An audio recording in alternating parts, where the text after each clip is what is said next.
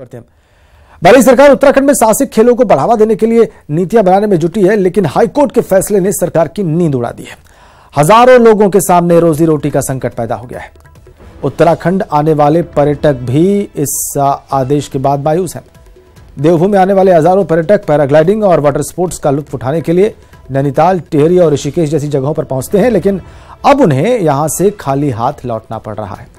मसूरी और नैनीताल की तस्वीरें आप देख रहे हैं।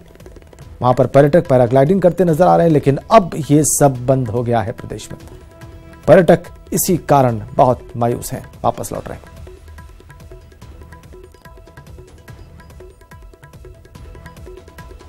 हाईकोर्ट ने अपने आदेश में जो कुछ कहा आपको वो भी दिखा देते हैं।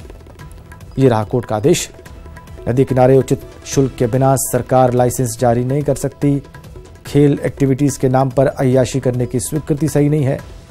कोर्ट ने कहा है कि राफ्टिंग कैंप्स के संचालन की नदी के किनारे स्वीकृति देने से नदियों का पर्यावरण दूषित हो रहा है। सरकार को आदेश दिया है कि रिवर राफ्टिंग, पैराग्लाइडिंग और दूसरे जल खेलों के लिए 2 हफ्ते के भीतर उचित कानून बनाए जाए और जब तक ये नहीं बनता तब तक इन खेलों की अनुमति न दी जाए।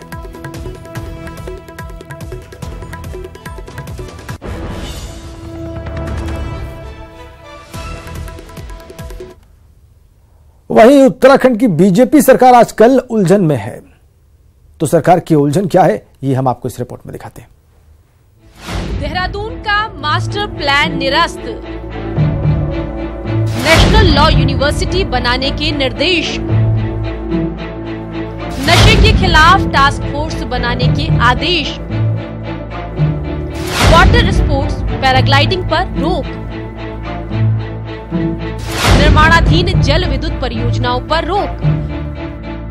ये महज कुछ आदेश हैं जो नैनीताल हाईकोर्ट ने दिए हैं। इसके अलावा भी कई आदेश हाईकोर्ट से रोज सरकार और अधिकारियों को मिल रहे हैं। वहीं आदेशों के कारण सरकार की भी परेशानी बढ़ गई है। हालांकि सूबे के सीएम ये जरूर कहते नजर आ रहे हैं कि मामलों का अध्ययन किया जा रहा है और जल्द मामलों का निपटारा कर लिया जाएगा।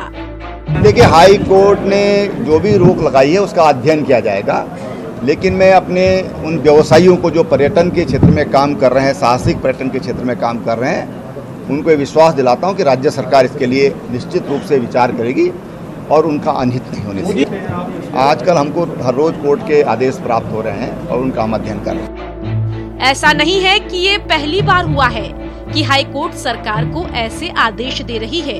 इससे पहले भी सरकारों को हाईकोर्ट आदेश देती आ रही है, लेकिन उत्तराखंड की त्रिवेंद्र सरकार के लिए ये सभी आदेश किसी मुसीबत से कम नहीं है। अगर बात की जाए वाटर स्पोर्ट्स और पैराग्लाइडिंग पर रोक की, तो इससे हजारों लोगों के सामने रोजी रोटी की समस्या पैदा हो गई है। लेकिन अब देखना होगा कि सरकार इन आदेशों पर कितनी जल्दी अमल करती है और इसका समाधान निकाल पाती है। हाईकोर्ट से मिले ये आदेश राज्य सरकार के लिए चुनौतियां हैं, तो इनका पालन कराना राज्य सरकार के लिए जिम्मेदारी। अगर सरकार ऐसा नहीं करती है तो कोर्ट के आदेशों का अवमानना का केस राज्य सरकार पर बन सकता है। बेहतर होगा कि राज्य सरकार हाईकोर्ट की तरह इन्हें जनहित का मामला समझे और इन पर काम शुरू कर दे, ताकि जनता को लाभ मिल सके और सरकार भी अवमानना से बच सके। वीरेंद्र बिष्ट, न्यूज 18, नैनीताल। बिल्कुल, सरकार को रास्ता निकालना ही पड़ेगा जनहित में भी, और उसमें कानूनी पेचीदगियों का ध्यान भी रखना पड़ेगा। लेकिन इस बीच में हम आपको एक अच्छी खबर बताएं, खासकर उन छात्रों के लिए जो MBBS करने आने वाले हैं उत्तराखंड। कल से एडमिशन के लिए काउंसलिंग जो है वो शुरू होनी है, और शनिवार को इसको लेकर मेडिकल यूनिवर्सिटी की एक बैठक हुई। उसमें यह फैसला लिया गया कि इस सेशन में सरकारी और निजी मेडिकल कॉलेजेस सरकार की ओर से तय फीस ही लेंगे। आपको बताएं कि इसके तहत राज्य कोटे की सीट के लिए छात्रों को 4 लाख रुपए और मैनेजमेंट कोटे के लिए 5 लाख रुपए लगेंगे। ये इक्वेशन है और ये बहुत ही सुखद खबर MBBS के एस्पायरेंट्स के लिए। राज्य सरकार द्वारा साफ और स्पष्ट निर्देश हैं कि आप उसी पुरानी फीस के आधार पर इनका एडमिशन करिए। तो फीस क्या रहेगी? फीस जो लास्ट ईयर की फीस है वो गवर्नमेंट कॉलेजेस की अपनी फीस है 7 लाख, प्राइवेट कॉलेज की 4 लाख और 5 लाख है, और गवर्नमेंट की 40,000 वो बॉन्डेड की, और जो भी फीस तय की हुई है वही फीस हिसाब से लागू है। चलिए आगे बढ़ते हैं, एक बार फिर से राजनीति की बात करते हैं और उसमें भी कांग्रेस पार्टी की बात करते हैं। उसमें बीजेपी के बागियों के शामिल होने के बाद अंदरूनी कलह दिखाई दे रही है। पूर्व पीसीसी चीफ किशोर उपाध्याय ने भी राजेश्वर पेन्यूली और हेमलाल आर्य के शामिल होने को लेकर बयान जारी किया है। उन्होंने कहा कि किसी भी नेता को शामिल करने से पहले पार्टी के महत्वपूर्ण लोगों से राय लेनी चाहिए।